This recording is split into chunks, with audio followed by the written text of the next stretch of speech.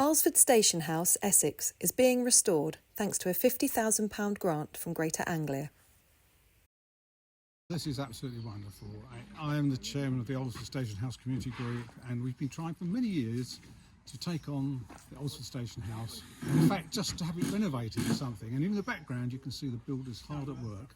This is such a relief after many years, and the property is going to look absolutely wonderful when it's finished. Well, the idea is that the ground floor will be a community cafe. The upper floors, we're considering now that part of it will be a museum and an art room for the community.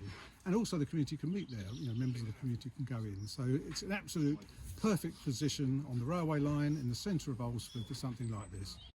So this is the largest single project in the CCIF programme this year, and it's a phenomenal project, changing a station house which was pretty much in a poor state into something that's going to be useful for the community in an ongoing position. So Customer and Community Improvement Fund has been really a great way for us as the railway operator here to demonstrate support with our community partners. So the projects, and this year there are 34 of them with £350,000 worth of investment, vary from sort of wayfinding projects to station house renovations, and they're led by the community to better both the communities that they serve, which also happen to be where the railway operates and where we can make a contribution too.